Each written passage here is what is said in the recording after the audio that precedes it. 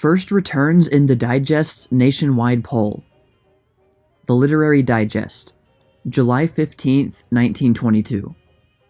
Dampness seems to predominate, and sentiment on the soldier's bonus to be evenly divided in the votes thus far tabulated in the Digest's poll of the nation. A large proportion of the 10 million ballots in this huge poll have been distributed, and the returns are coming in by the thousands and tens of thousands. Approximately 100,000 votes have been counted and tabulated for the present issue, as shown in summary on this page and in detail on the page following. The most startling fact revealed by this first tally is that the early voters are against the continuance and enforcement of the present Prohibition law by the proportion of nearly 2 to 1. On the other hand, the voters show themselves in favor of the Prohibition Amendment, or in other words, in favor of some sort of a Prohibition law, by the even larger ratio of 72,000 to 22,500. The largest vote given to any of the three Prohibition questions favors the continuance of the amendment, and is also in favor of a modification of the Volstead law to permit the use of the less alcoholic drinkables. This formidable showing of the moists and wets, however, is subject to several conditions that may entirely change the complexion of the table before the final count is in. It is the Digest's policy, of course, to let the weekly summary of votes speak for itself, as other facts and opinions are permitted to speak for themselves through these pages.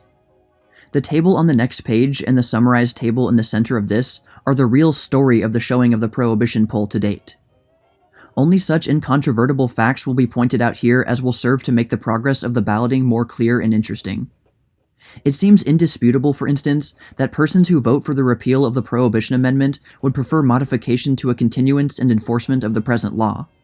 Thus, groups 2 and 3 may be combined in their opposition to a completely dry nation.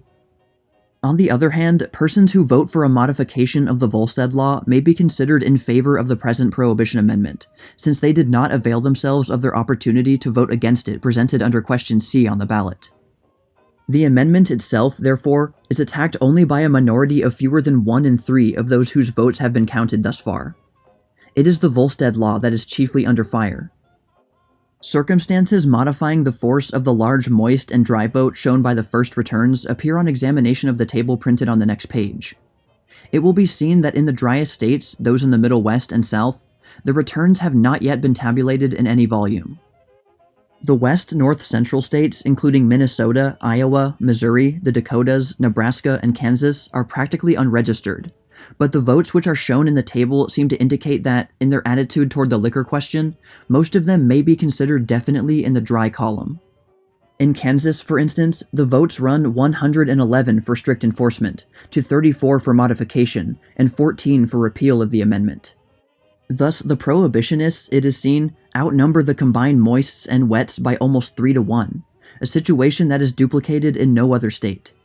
Since this early vote was tabulated, a large number of returns have come in for Kansas, and even though we may be anticipating next week's report of votes, it may be mentioned that this large vote is a striking verification of the conditions indicated by the small vote shown here. Kansas is for prohibition, several thousand of her voters indicate, by approximately 3 to 1. It is a significant fact also that this state has tried a dry regime for a number of years, and knows better than most others how it works. California, it will be noted, is well up in the moist column, as numerous humidity experts might have predicted. Illinois, where a recent investigation by a newspaper association showed that bad booze was more expensive than anywhere else in the United States, rolls up a majority of more than 2 to 1 against prohibition. In this case, as well as in the case of the Middle Atlantic states, however, where the majority against prohibition is also large, it must be pointed out that the city vote, which is almost always damper than the rural vote, no matter what part of the country is considered, is received and counted first. Even in nearby states, the small towns and country districts do not send in their ballots so quickly as do the larger cities, as far away as Chicago. Aside from slower mail service, which may affect some districts, it seems to be true that the country dweller gives more thought to the subject before making up his mind. Another cause that may render later tabulations of returns drier than this first one may be found in the fact that the women's vote, by and large, comes in slower than that of the men. It is, of course, a much debated question whether women as a class are really more dry-minded than men, but the dries continue to claim the women's vote. This first vote to be tabulated, it may also be remarked, is gathered largely from the telephone subscribers of the country, lists of whom furnished the chief address list for mailing the earliest ballots. Lists from such sources, it has been argued, furnish a very representative vote, even though they may not include many elements of the floating population, both those who live in hotels and who live in boarding houses or apartments without private telephones. A vote gathered from telephone subscribers tends to be solid and conservative rather than radical. Later on, results of the polling of factories where working men and working women are given a chance to express their preferences will be shown. Approaching the prohibition question from this class side, J.R. Hutchison, writing in the Christian Index, a Baptist publication of Atlanta, Georgia, submits that the lower or common classes have just as much right to their corn liquor as the upper classes have to their light wines and beer. The writer, who is strongly in favor of the enforcement of the present prohibition laws, including the Volstead Act, attacks all faint hearts among the prohibition forces. He argues in conclusion, just as long as a certain particular class of citizens of our country feel that the prohibition law should be amended so that they can have a mild intoxicating beverage, just so long will this law be treated as a joke among the more common and more numerous class of our people.